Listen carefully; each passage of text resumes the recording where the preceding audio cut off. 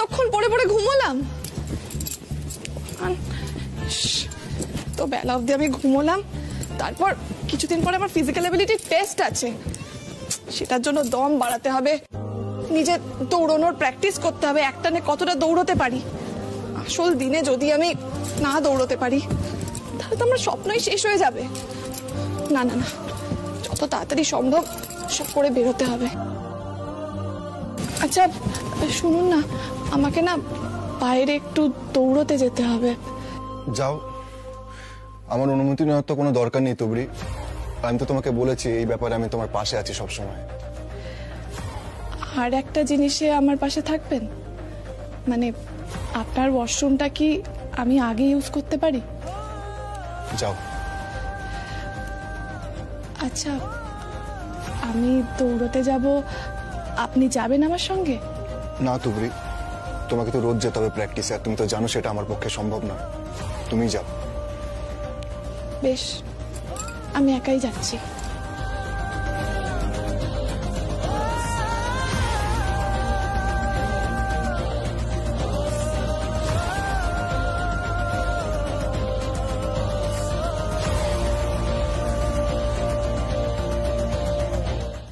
তাহলে কাকিমা সবকিছু মনে থাকবে তো?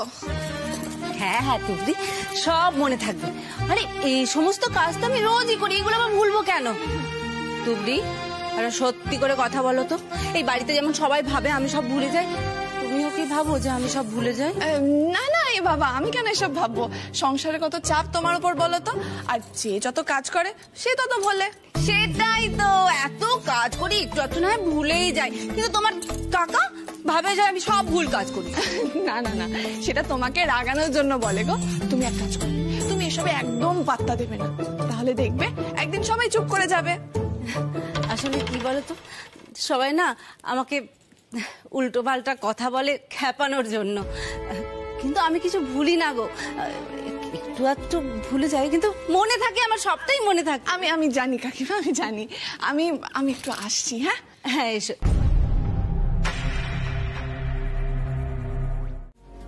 থ্যাংক ইউ নিশান, ভাগ্যিস তুমি খেয়াল করে খাবারগুলো এনেছিলে, নইলে আবার সবাইকে না খেয়ে থাকতে হতো দুপুরে। এটা রোজ রোজ যাচ্ছে কোথায়?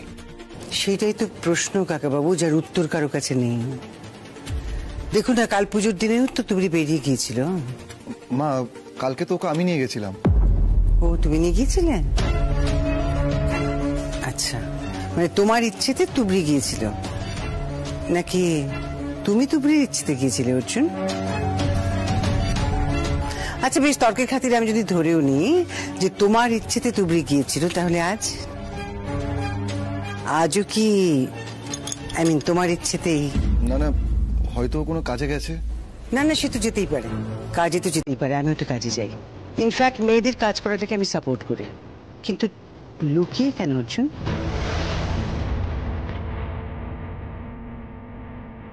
এই যে কাকাবাবু দুপুর বেলায় সমস্ত বাইরের খাবার খাবেন, ওনার তো অভ্যেস নেই।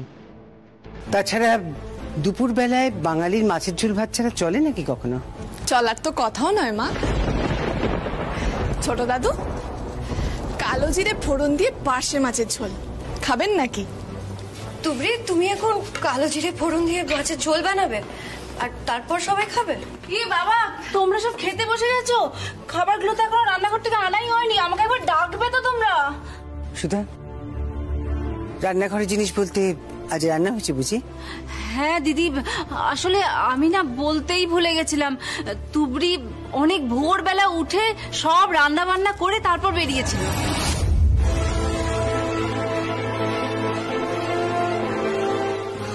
ভগবান, এই কথাটা তুমি এতক্ষণে বলছো? ভুলে গেছিলাম মা, তোমাদের সবাইকে টেবিলে বসতে দেখে তখন ওর মনে হলো যে এই রে, সবাই যে খেতে বসে গেছে, তুবড়ি যে রান্না করে গেছে। একদমই তাই, আমি একদম ভুলেই গেছিলাম যে খাবারগুলো আমি টেবিলে দিইনি। আমি এক্ষুনি নিয়ে আসছি। চলো কাকিমা, আমিও হাত লাগাচ্ছি। হ্যাঁ হ্যাঁ, এসো এসো তাড়াতাড়ি।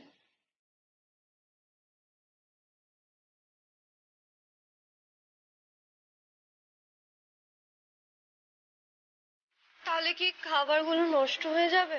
না নিশা, খাবার কি কখনো নষ্ট হয়? ও বেলা সবাই খেয়ে নেবে। দেখি দেখি দেখি দেখি কেমন হয়েছে ব্যাপারগুলো।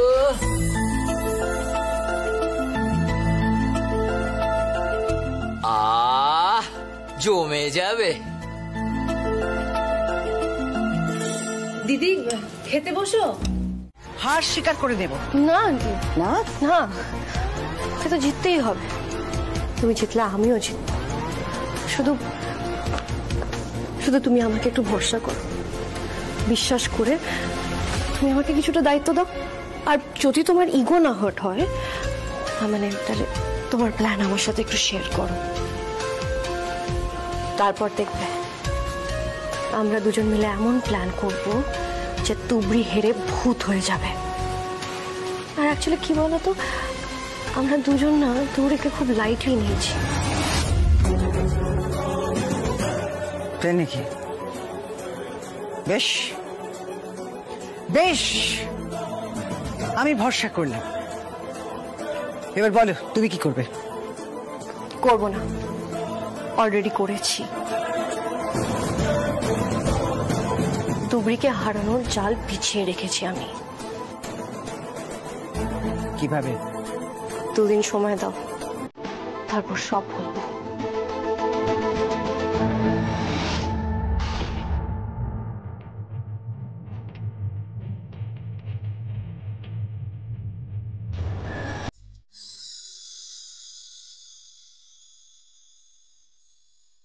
ঠাম্মিকে কেন বলতে গেলে তুবড়ি?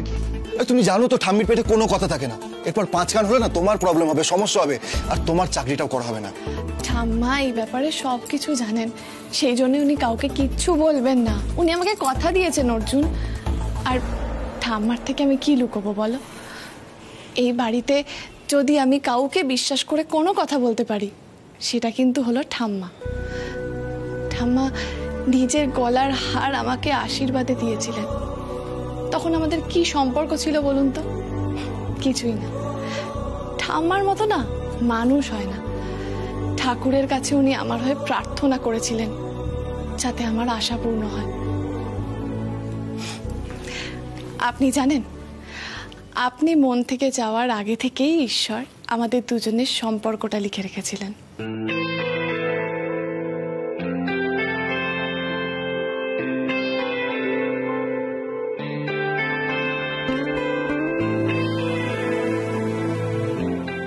কি ব্যাপার, মুখ ঘুরিয়ে নিলেন যে? কোনো কথা বলার নেই? আমি কি খুব খারাপ? ঈশ্বরের সিলেকশনটা বোধহয় খুব খারাপ, তাই না? এসব কথার মানে কি তুবড়ি? মানে নেই?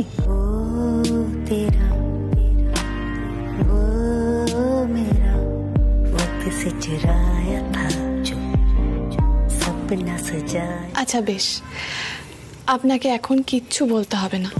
আপনি পরে সময় নিয়ে উত্তর দেবেন, আমি তো আছি।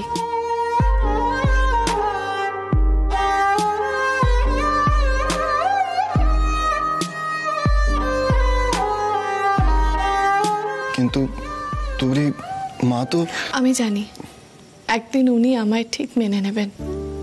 আর আমি এটাও জানি আপনি যেমন আপনার মাকে খুব ভালোবাসেন, চোখ বন্ধ করে ভরসা করেন, আমাকেও সেরকম আপনি একদিন ভরসা করবেন।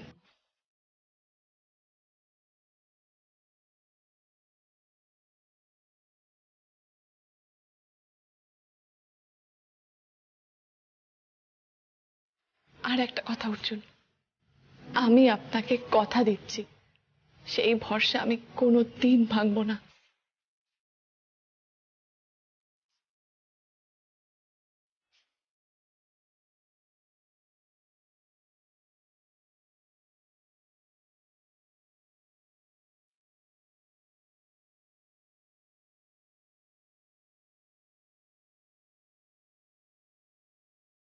তাই যেন হয় তুবড়ি, মা যেন ভালো মনে তোমায় মেনে নেন।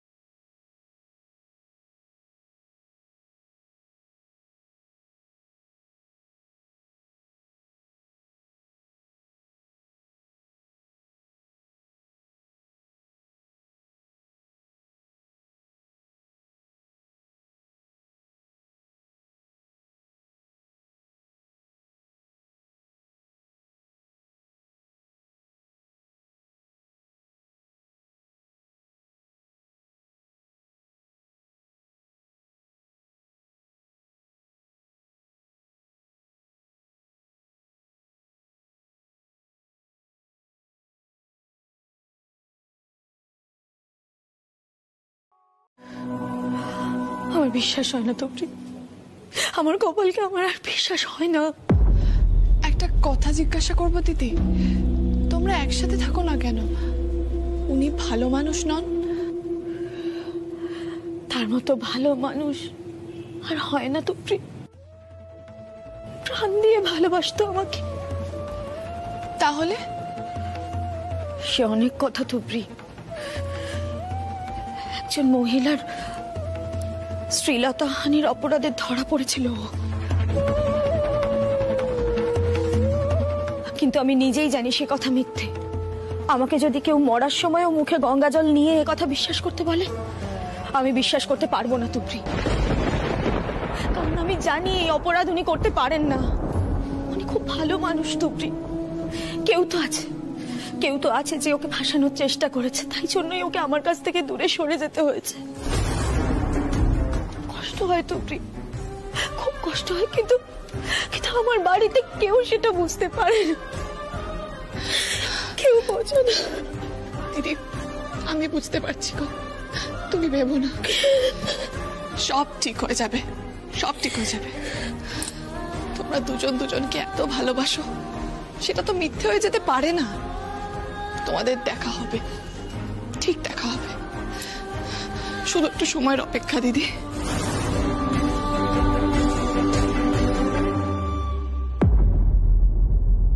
ঠিক বলেছ তুবড়ি, বাড়ি যেতে যতটুকু সময় লাগে আর কি। বাড়ি চলো, তারপর দেখো তোমার জন্য কি দোদমা অপেক্ষা করছে।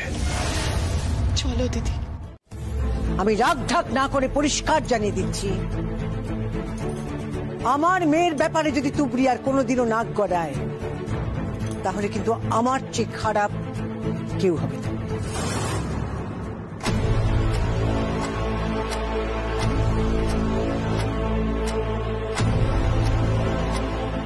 দাঁড়িয়ে থেকো না, যাও ভেতরে যাও। ছোট দাদু একদম চুপ, তুমি আর একটা কথা বলবে না। ছোট দাদু যেটা বলছে সেটা করো, ঘরে যাও। সেই ভুলটাই তুই করলি দিদি ভাই, এত বোঝানো সত্ত্বেও। আর এখানে দাঁড়িয়ে থেকে কি করবি?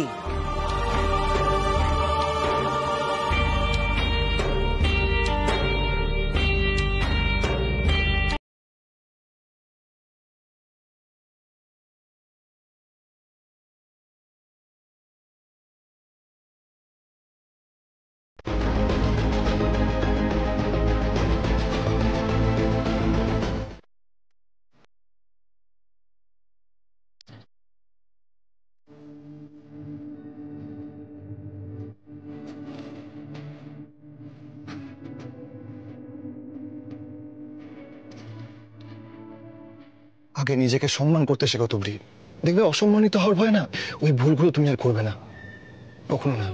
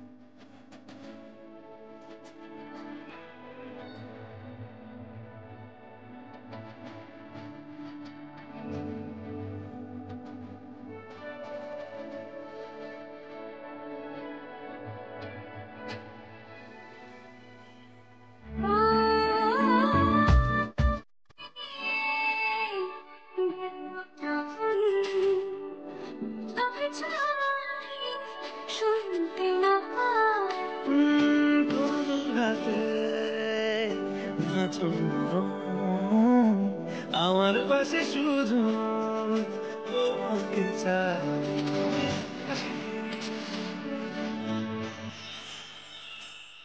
তুমি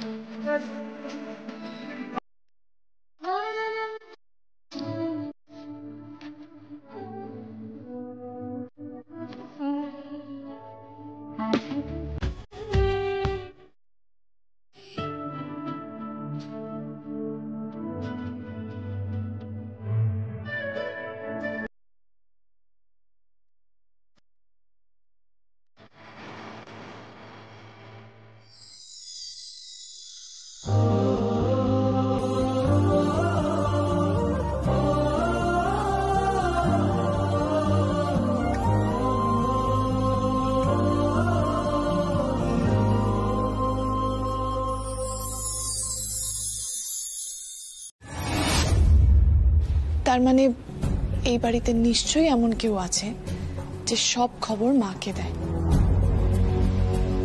তাই যদি হয় তার মানে সে আমার উপর নজর রাখছে।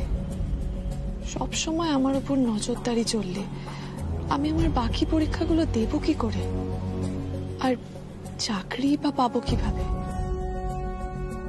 তুবড়ি, কি ভাবছো? কে হতে পারে যে এমন খবর দেয়? জানি না, তুমি বরং এসব না ভেবে কষ্ট না পেয়ে মনে জোর বাড়াও, আর যেটা নিয়ে ভাবা সেটা নিয়ে ভাবো। কি নিয়ে ভাববো আমি? নিজের ভালোবাসাকে নিয়ে। তোমার ভালোবাসার উপর যা বিশ্বাস আছে তার উপর ভরসা করে প্রমাণ করে দাও যে তোমার স্বামী নির্দোষ। তারপর তুমি ওনার কাছে ফিরে যাও দিদি, ওখানেই তুমি সবচেয়ে ভালো থাকবে। মেয়েদের তো আপন জায়গা বলতে শ্বশুর বাড়ি।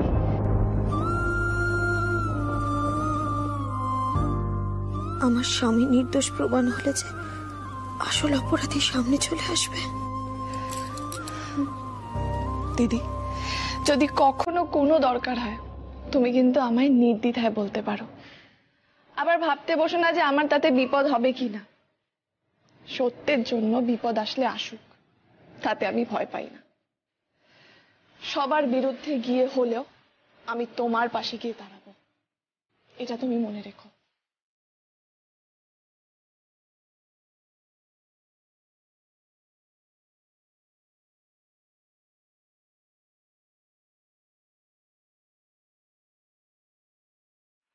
তোমার বিশ্বাসটাই আসল, অন্য কে কি ভাবলো না ভাবলো সেটা আসল নয়। দিদি, একটু সময়ের অপেক্ষা বলো, তারপর দেখবে তোমার জীবনটা ঠিক আগের মতো হয়ে গেছে। কি করে হবে তুবড়ি? তার তো কোনো খোঁজই পাচ্ছি না। খোঁজ ঠিক করে নেওয়া যাবে। তুমি একটা কথা বলো, কাল তোমাকে খবরটা কে দিল? আমার ভাসুরের মেয়ে, আমাকে খুব ভালোবাসেও। বেশ, তবে তুমি তোমার ভাসুরের মেয়ের ফোন নাম্বারটা আমায় দাও, আমি যোগাযোগ করব। তুমি? হ্যাঁ আমি, আর কেউ তোমার পাশে থাকুক বা না থাকুক আমি আছি দিদি। তোমার চোখে আমি ওনার জন্য ভালোবাসা দেখেছি দিদি, উনিও নিশ্চয়ই তোমাকে ঠিক বুঝবেন। তোমাদের দুজনকে মেলানো আমার কর্তব্য।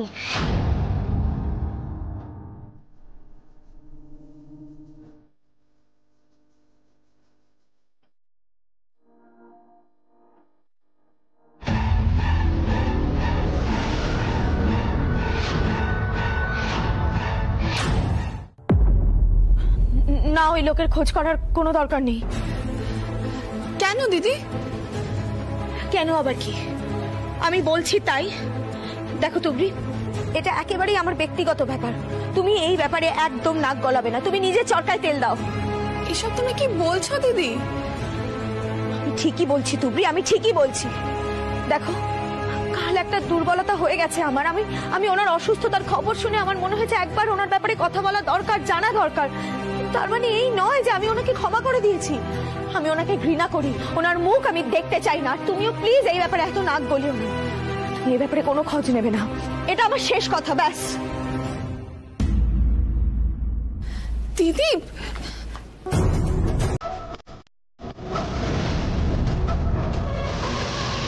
কেন নিয়ম পালন করতে যাব? যখন নিয়ম মেনে সাত পা করেছিলেন তখন আমি অন্য তুবড়িকে চিনতাম।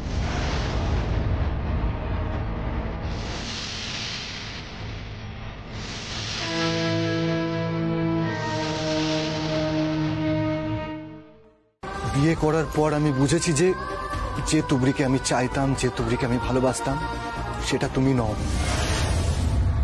সেটা তোমারই একটা অন্য রূপ। যে তুবড়িকে পেলে আমি ভেবেছিলাম আমার জীবনটা পাল্টে যাবে, সেটা তুমি নও। আমার অনেক বিশ্বাস ভরসা ছিল যে আপনি অন্তত আমায় বুঝবেন অর্জু। থাক, জোর করে কোনো কিছু হয় না। আচ্ছা, আমি মেনে নিলাম আমি না হয় খারাপ, আমাকে স্ত্রীর মর্যাদা দেওয়া যায় না, কিন্তু আমার মাও কি খারাপ?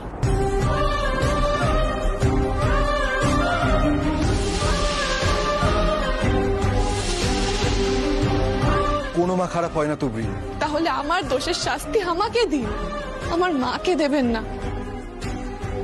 মা কত কষ্ট করে সব ব্যবস্থা করেছে সেটা আপনাকে বুঝিয়ে বলতে হবে না। আপনি আমাদের বাড়ির অবস্থা জানেন। মা তো এখানে এসে অনেক আপ্যায়ন পেয়েছে, আপনিও নীরব সম্মতি জানিয়েছেন। মা সেই জন্য মন থেকে আশা করেছে। এখন এখন আপনি বলছেন আপনি যাবেন না। আমার মাকে এভাবে কষ্ট দিতে পারবেন? আমার মায়ের মুখটা মনে পড়ছে। যখন আমি সামনে গিয়ে একা দাঁড়াবো তখন মায়ের মুখটা কেমন হবে।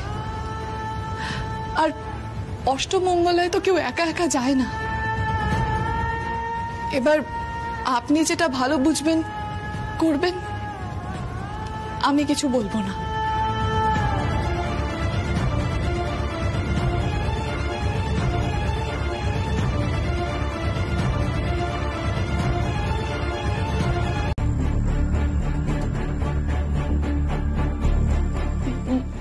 মা, আমি তুবড়িকে বলে দিয়েছি। আমি বলেছি যেন আমার ব্যাপারে ও একদম না মাথা ঘামায়। তুমি একদম ঠিক বলতে মা, ওনার সব ব্যাপারে বড্ড বেশি বাড়াবাড়ি করে। আমি মানছি আমি একটা ভুল করেছি, কিন্তু তাই বলে ও সবটাই বেশি মাতামাতি করে, তাই না? একেই তো মায়ের বিরুদ্ধে কথা বলছো, তার উপর আবার মার সাথে নাটক করা হচ্ছে। এত অধঃপতন হয়েছে তোমার। শোনো অঞ্জনা, তোমরা দুজন যা যা বলেছ আমি সবটা শুনেছি, সবটা নিজের চোখে দেখেছি। এটাও দেখেছি আমি যে আমাকে দেখার পর তুমি কেমন উল্টো সুরে গাইতে শুরু করো।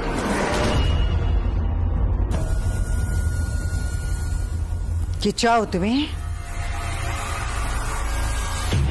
তোমার মন কি চায়? যেখান থেকে আমি তোমাকে তুলে নিয়ে এসেছিলাম সেখানে আবার ফেরত যেতে চাও? তুমি খুব ভালো করে জানো যে সেটা আর সম্ভব নয়। পুরনো কথা ভোলার চেষ্টা করো অঞ্জনা। অনুরূপ তোমার জীবনে একটা অভিশাপ মাত্র, আর কিচ্ছু নয়।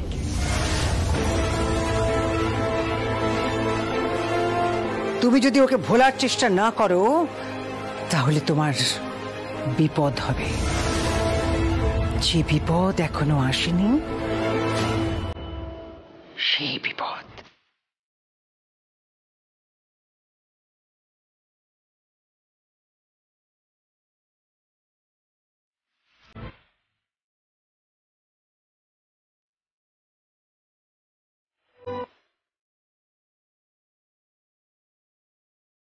তুমি যদি ওকে ভোলার চেষ্টা না করো তাহলে তোমার বিপদ হবে। যে বিপদ এখনো আসেনি সেই বিপদ।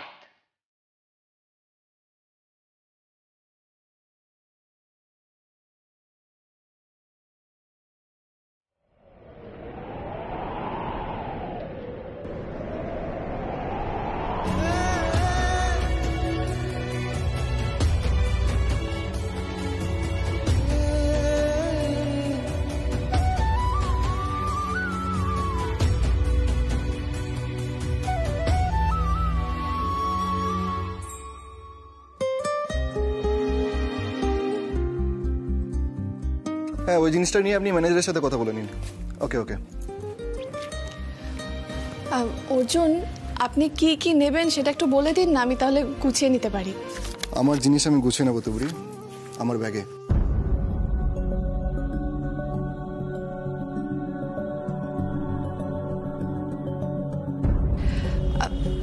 বেশ, আপনি আমি না হয় দূরত্ব বজায় রাখলাম, কিন্তু আমাদের জামা কাপড় সেটা কি এক ব্যাগে রাখতে আপনার আপত্তি?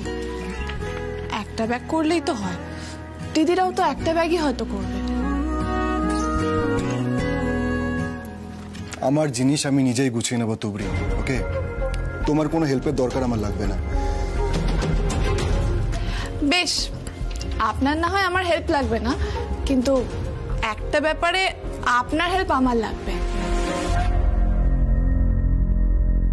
কাল সকালে মায়ের বাড়ি যাব, খালি হাতে গেলে কেমন লাগে, মিষ্টি নিয়ে যাব।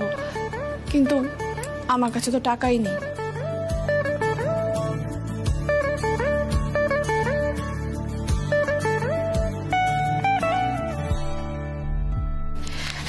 এত আমি মিষ্টি কিনবো বলেছি, মিষ্টির দোকান নয়।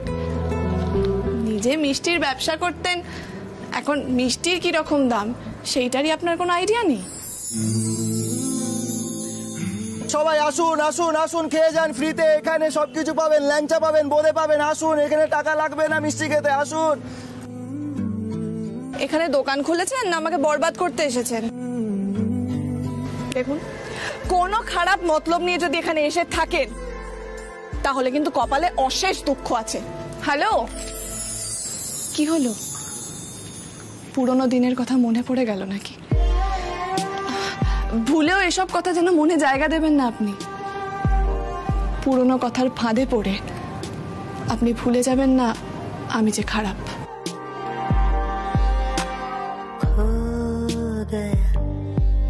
गुम हो गया वक्त से चुराया था जो अपना बनाया था। 150 টাকা হলেই হবে। तेरा वो मेरा वक्त से चुराया था जो सपना सजा